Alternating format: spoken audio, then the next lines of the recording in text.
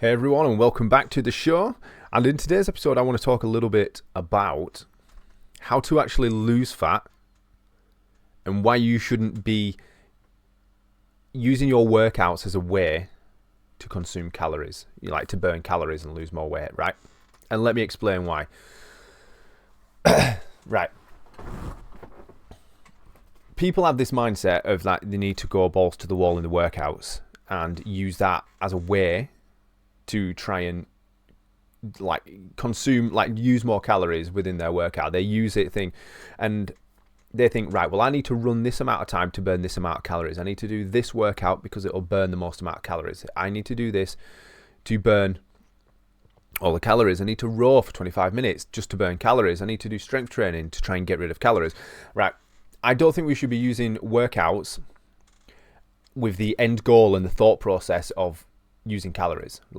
I just don't, that's not the way to do it, because in reality you actually do not use that many calories within your workouts. Depending on what style of workout you do or what exercise you're doing, you don't actually use that many calories. So the average calories, from basic strength training could range from anywhere between 80 calories per workout, depending on how intense and how long you go for, up to 200. And if you start doing a little bit more intense, you're going for an hour, you're mixing in running, you're doing a bit of a circuit, a kettlebell class and stuff like that, maybe 400 calories or something like that. There's lots of studies to show, and there's a lot of information out there to show how many the average calories of what we can burn per exercise and things like this. And this is where people get a little bit focused on it, but it is very little in comparison. So when you look at the bodily functions of what you need, so your actual workout for the day will account for 5 to 10% of your calories that you'll use per day.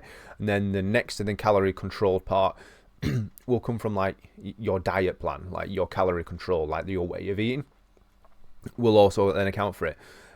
Over 80% of the calories that you burn a day come from BMR, your basal metabolic rate, which accounts for all of the non-exercise planned stuff. It comes from all the daily activities, the moving more, the walking more, this, just moving, doing this, getting up and down, all your daily stuff. So 8% of the calories that you'll use in a day all come from your basic stuff that you do during the day. So one of the greatest tools that we have to try and use more calories is to increase the amount of movement that we're doing per day. Not via an exercise or a workout program. That's great. That's extra stuff, right? And then obviously we can control it with the diet and what we eat. But then, like I said, the majority of it comes from just your general exercise, your daily routine and stuff like that, which is why I always recommend a morning walk. You get up, you go for a morning walk. That's just what I do. I do it every single day because I've got dogs anyway, but I would do it even if we didn't have the dogs. Get up, we go and do a morning walk. And I recommend that you do at least 3 walks a day. You do a morning walk. It don't have to be long, 20 minutes at the most maybe. And if you've got time, go a little bit longer. There's no downside to that. You do a midday walk, and then you do an evening walk after your last meal or tea or whatever before bed. 3 walks a day, 15 to 20 minutes long. Increasing that output is only going to be great. And if you don't have time for this and you don't want to do 3 walks, you can just do 1 45-minute to an hour walk. But I do recommend that you get a walk in. One of the podcasts and the shows and the studies that I were researching actually showed that 3 smaller walks did marginally do a little bit better for fat loss than 1 big walk. But it's very marginal. It doesn't really matter. The fact that you're moving and walking is what counts anyway. So if you can just plan 3 little walks, and if you can set a timer every single time, so get yourself up in the morning. If you've got kids, take the kids out. If you've got dogs, take the dogs out. Put them in a pram. 10-15 minute walk in the sunshine, hopefully. And then set your alarm for a midday lunch. Go out for a nice 20-minute walk, get walking around, and then one again last thing at night. And you do that consistently, absolutely every single day. You're on the right track. So one of the best tools that we have is walking, and majority of you guys can hopefully walk. And it's something that you can do as very low impact, and it's something that you can do even if you're very overweight. You can walk somewhere. Surely you've got to be able to walk somewhere. If you struggle to get out the house and things are happening and you can't get out, or it's pissing it down, get yourself one of the floor treadmills that can slide under your bed or whatever. Set something up on the TV, some nature stuff or a podcast, me ideally, and just walk. Just like get yourself on the walking treadmill, like the small flat ones that you've got, and just walk for 20 minutes at a decent pace. So that's all beneficial, stuff to try and increase your daily output. So going back to like the workouts and saying that you shouldn't really focus on that as your primary objective of weight loss or calorie or like consuming calories, because let's say you average sort of like 300 calories per workout. You're doing like a bit of a good strength workout followed by some cardio or whatever, or you're doing a bit of circuit class or something like that. And you average, on average, these numbers are like accurate, but just like say you do 300 and you do that 4 times per week, that's 1,200 calories that you've lost, right? That you've used in your workouts. Like a bar of chocolate could like exceed half of that, if not more of that, depending on what you eat. Like a tub of Ben & Jerry's at the end of the week, far more than 1,200 calories. So like you can easily out-eat your exercise, and I think that's what a lot of people fail to tell people, is that it's so easy to out-eat all the exercise that you've just done, which is why I wouldn't say you should focus on calorie. Your focus shouldn't be how many calories you can burn within a workout. Your workouts, your thought process and your workouts, it should be the outcome to your workouts. Like, right, this workout that I'm going to do now is going to get me that little bit stronger. I'm going to get a little bit stronger this time. This workout that I'm going to do, my aim here is to build more muscle mass, break down enough to repair it in the long run, to try and get stronger, get a little bit bigger. My aim in this in this workout is to move a little bit better, to challenge myself into a different workout, to move, learn some new movements. My walk here is to go up a higher gradient for a little bit longer. My aim here is to row a little bit faster or more meterage. My aim in this sprint is to do a little bit faster and gain more strength in like the sprints, stuff like that. Your workouts should focus on an outcome, not the calorie loss. You should be looking at your workouts. I want to focus. So when I do a workout, I'm focusing on my movements. I have my plan together and I'm thinking, right, I'm going to do this. I want to really drive like some like squat strength. I really want to improve my squat strength. I want to improve my squat mobility. I want to get stronger in this movement pattern. That is my focus, and I need the fuel and the energy to do that. And I'm going to try and build as much muscle mass. Like I'm going to do an upper body workout. My aim here is to try and like really create some stimulus within the muscles that I am trying to work. That is my focus. That is my goal. Moving a little bit better, getting a little bit stronger, getting a little bit bigger, moving a little bit better. All these things, they should be the outcomes of your workouts. When you do a workout, your focus should be, right, I need to build as much muscle as possible. I need to get as strong as possible. I'm going to attempt this move. I'm going to try and go up a little bit in weight. I'm going to try and be a little bit faster. I'm going to be a little bit more mobile. So like, that should be your focus of your workouts, not the calories, because you don't actually burn that many calories, like I said. So what you should do is focus on your workout to build as much muscle mass as possible.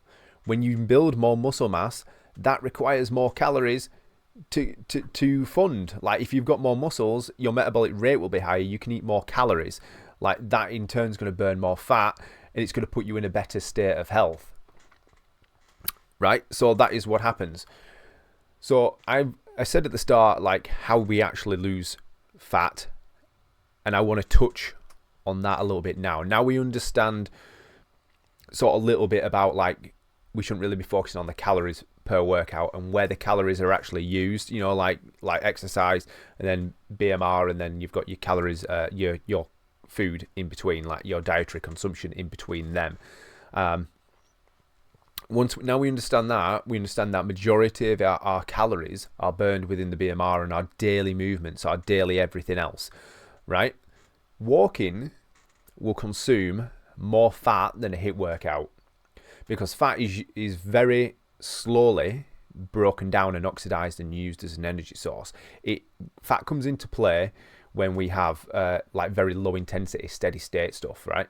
So in one of my previous podcasts, I talked about sort of fasting in a fasted state and how it's not really good for HIIT workouts and things like this, because you're only going to cause yourself downsides.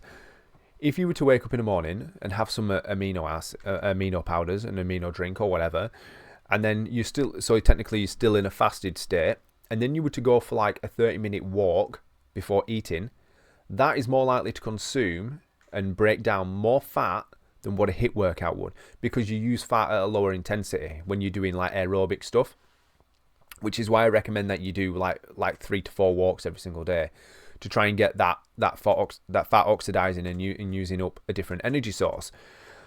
So that's what you need to understand. Is like when we're doing walking and low intensity stuff, you're going to use more fat than you would else. And when you are at rest, you use your fat, again, is the primary energy source, because you're not really tapping into the glucose stores or the carbohydrate stores, because you're not really exercising. So when you're at rest, when I'm just sat here now and I'm just talking to you guys, muscle is always active. It's always requiring a form of energy.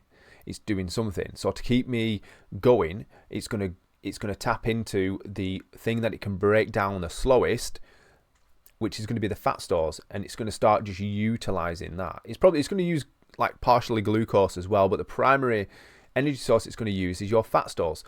And so like I say, when you're at rest just like this now, it's going to start breaking down and oxidizing fat to use as an energy source to fuel that. It's not going to use the carbohydrates or the glucose stores as much. Fat is the primary driver of when you're doing this. And as we've just said, if you have more muscle mass, then it's going to require more calories. It's going to require more fat oxidization to fuel it.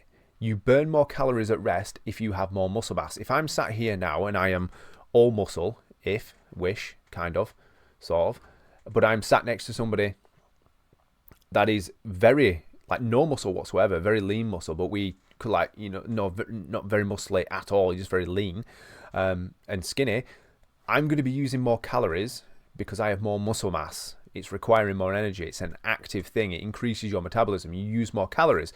So, like, looking at your workouts to burn more calories isn't the way to go about it. Use your workouts to build more muscle mass to use more calories when you're at rest. Combine that with low intensity, steady state walking as much as you can every single day. And I mean every single day. Do a morning walk every single day or an evening walk every single day. You will burn more fat. You will use more fat. Use your workouts to build strength and muscle mass. So you use more calories at rest. You will burn more fat. That is how, this is how, like, you actually lose fat and keep it off forever. Like, just because people get confused. I said this all the time in all my other podcast episodes. People get confused between what weight is and what fat is, right? Build muscle mass. Do daily walks, low intensity. You can do them fasted if you wanted. That's not going to be too much of a detriment. I do highly recommend that you take some aminos before you do the walk, though. And fuel your body properly with high amounts of protein. And build some muscle mass. If you build muscle mass, you build strength, and you have a very, like, sufficient nutrient dense diet plan where it's not just full of toxic crap, and you do all these things, you are going to burn more fat at rest. You're going to burn more fat in general. You're going to be stronger. You're going to be leaner, and you're going to keep fat off for longer. All good things. That it's not like a massive secret on how it's done, but yeah, these two things go hand in hand, I feel. So, like, don't be confused by thinking I need to go into this workout to absolutely go balls to the wall to use as many calories as I can so I can be as light as I can. Like, it's the wrong way to go about it. You burn more fat at rest. You burn more fat in steady state exercise if you have more muscle mass. Use your workouts to fuel and build the muscle mass and gain strength, and watch that body recomposition happen. Just watch it happen. You will feel better, move better, and look better. It's just it's a magic thing once you understand the process and how it works. Like I say, you can easily out eat your exercise. Like, some of the food that are on the shelves now can exceed what you could burn in a week during workout. So the secret to losing more fat and keeping the fat off is building more muscle mass and moving every single day, increasing every single sort of daily habits, standing at your desk, doing a bit more walking, going out for a hike with the kids, nice big hike on the weekends. All that daily activity, all the ways that you increase them things is what's going to lead to greater fat loss in the long run. And yeah, I think I've touched on majority of the points that I wanted to go over in this episode. So guys, yeah, that's going to wrap it up for this one. If you've got any questions, as always, drop them down in the comments below. If you're on YouTube and you found this stuff helpful, you found it informative and you liked it, please drop me a like and a subscribe. If you have any questions or you want to see future podcast episodes, drop them down below as well, and I will be gladly happy to make more episodes on them. So yeah, the secret to long-term health and staying active and well is building more muscle mass, strength training, nutritional dense diet, and moving daily. That's it. That's all you need. That's all you need. So yes, that's going to wrap it up for this one, guys. I hope you enjoyed it. And yeah, I will catch you guys in the next one.